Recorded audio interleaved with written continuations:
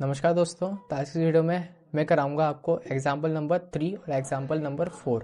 ठीक है, as possible example number 3 अगर होगा इस वीडियो में से तो एग्जाम्पल नंबर 3 ही करेंगे, और अगर दोनों होंगे तो दोनों ही कर लेंगे क्योंकि टाइम का भी देखना पड़ेगा थोड़ा सा। एग्जाम्पल नंबर 3 है मेरे पास यहाँ पे। क्वेश्चन क्या है, find the perimeter of the parallelogram P Q R S. Parallelogram के पेरीमीटर मुझे बताना है, जो कि जिसकी फिगर यहाँ पे पी क्यू आर एस और मुझे यहाँ पे गिवन है। ठीक है, अब यहाँ पे आपके इस साइड में आ रहा होगा पैरेललोग्राम की प्रॉपर्टी, यहाँ पे है, देख लीजिए आप। पैरेललोग्राम की प्रॉपर्टी क्या कहती है, अगर मुझे यहाँ पेरीमीटर निकालना है, सबसे पहले पेरीमीटर समझिए क्या होता है। कोई भी फील्ड आ गई या फिर कोई भी जगह आ गई, ठीक है। अब यहाँ पे एस से लेकर एस आर क्यू पी से लेकर दोबारा एस तक, इनका अगर मैं बाउंड्री निकालूँ ना, बाउंड्री का सम कर दूँ तो मेरे पास पेरीमीटर निकल के आ जाएगा। पेरीमीटर का दूसरा नाम ही होता है, क्या होता है, बाउंड्री होता है।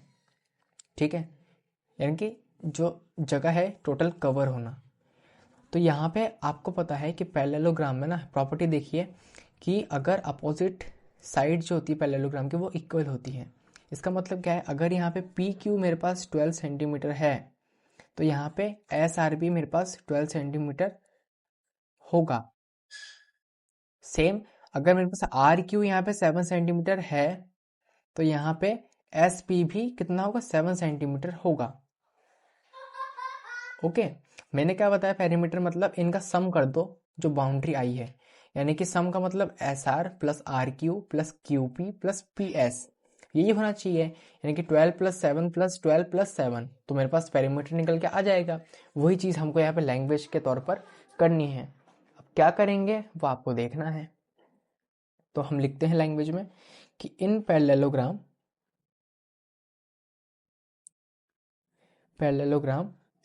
द अपोजिट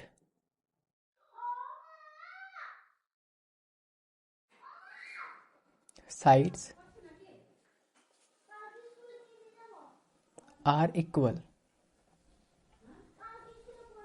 ठीक है, देन जो एस आर है वो किसके बराबर होगा, यहाँ पे पी क्यू के, तो पी क्यू है।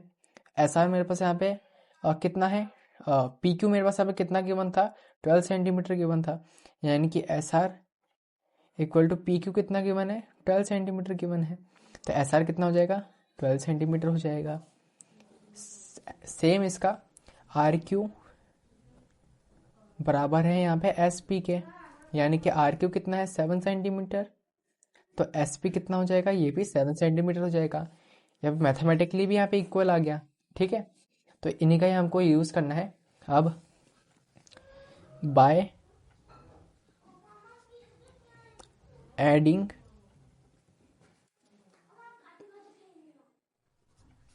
ऑल साइड्स, यहाँ पे ए छोटा आएगा, ठीक है।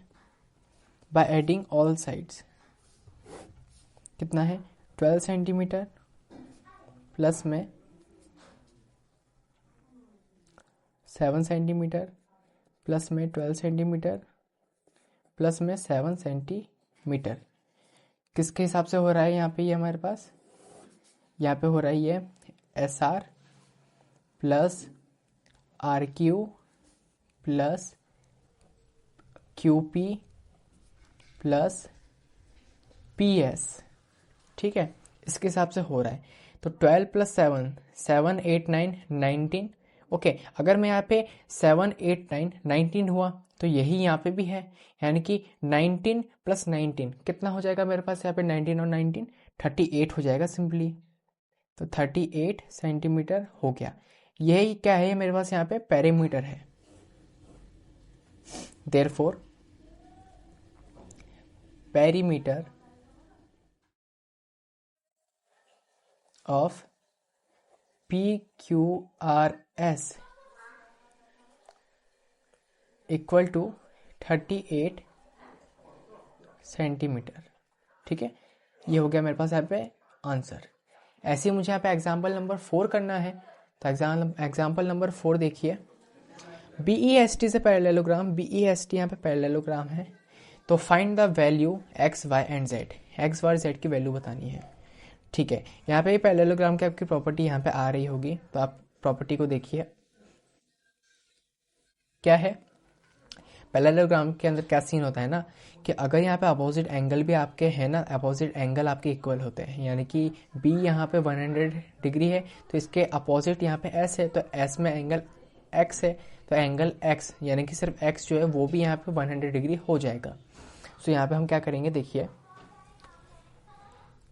सॉल्यूशन 4, यहाँ पे भी सॉल्यूशन 3।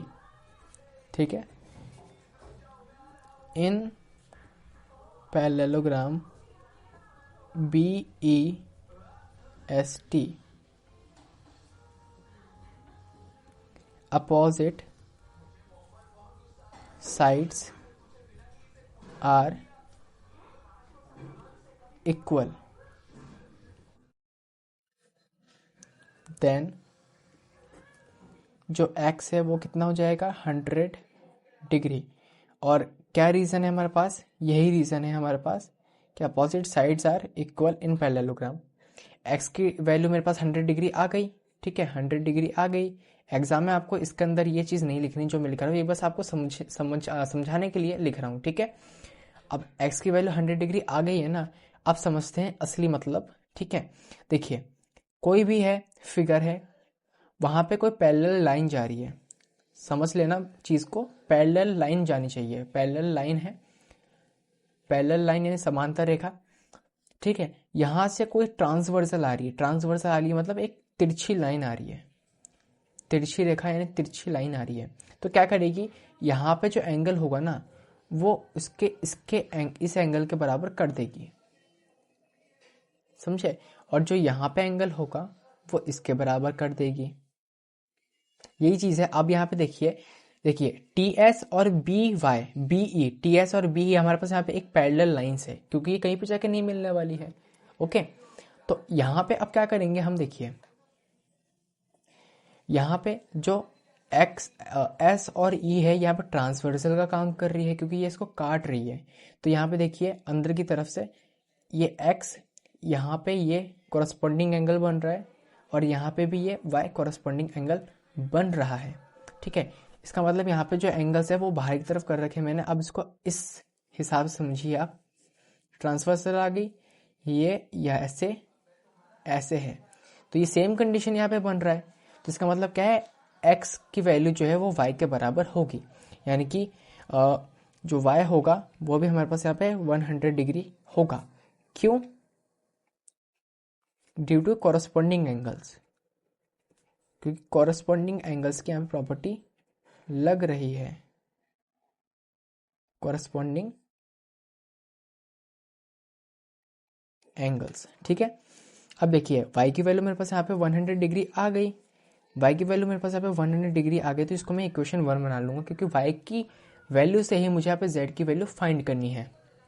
कैसे फाइंड करनी है, देखिए y की वैल्यू यहाँ पे फाइंड करने के लिए ना, z की वैल्यू फाइंड करने के लिए मैं आपको दो मेथड बताऊंगा। ठीक है, एक मेथड जो हर एक टीचर आपको बताएगा वो क्या है, अगर आप angle z plus angle y कर लेते हैं तो वहाँ पे वो 180 डिग्री के बराबर होगा। 180 डिग्री के बराबर क्यों होगा वो भी समझ लीजिए, क्योंकि एक ये लाइन है, ठीक है, एस ई एक पूरी लाइन है, यहाँ पे ऊपर ये ई से बी तक लाइन बन रही है, और किसी भी स्ट्रेट लाइन में अगर कोई दो एंगल बनते हैं तो उनका मेजरमेंट 180 डिग्री के बराबर होता है। ये कौन सी प्रॉपर्टी कहलाती है, लीनियर पेयर कहलाता है। ये लीनियर पेयर एंगल में ये प्रॉपर्टी है। ठीक है, यानी कि जो यहाँ पे एंगल z है प्लस एंगल y है, ये दोनों कितने के होंगे, 180 डिग्री के होंगे। क्यों होंगे, क्योंकि यहाँ पे ये लीनियर पेयर काम कर रहा है। आप लिख सकते हैं यहाँ पे लीनियर पेयर।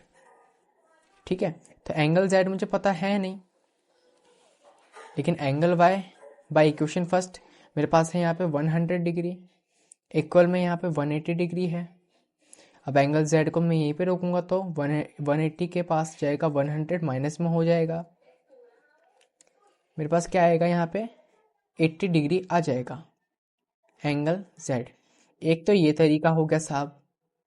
एक तरीका क्या है कि यहाँ पे जो अल्टरनेट मेथड है वो क्या है, देखिए यहाँ पे ये बी और यहाँ पे ए, ठीक है। लेट सपोज मैं यहाँ पे जो एंगल बी है ना, इसको मैं यहाँ पे लेट कर लेता हूँ एंगल वन, ठीक है। एंगल वन की वैल्यू अब मेरे पास यहाँ पे क्या है, 100 डिग्री गिवन है।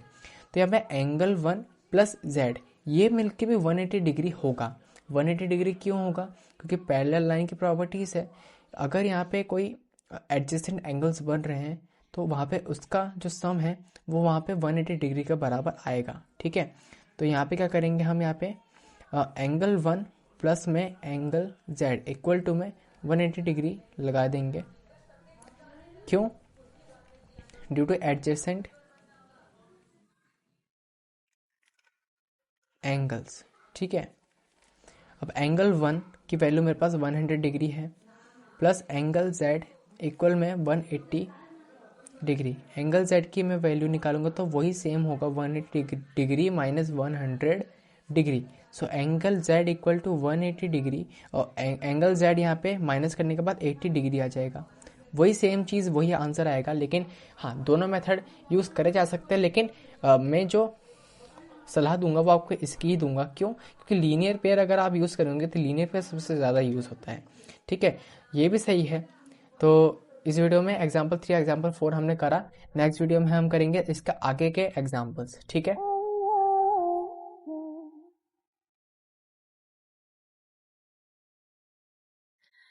Oh, you make me wanna talk back.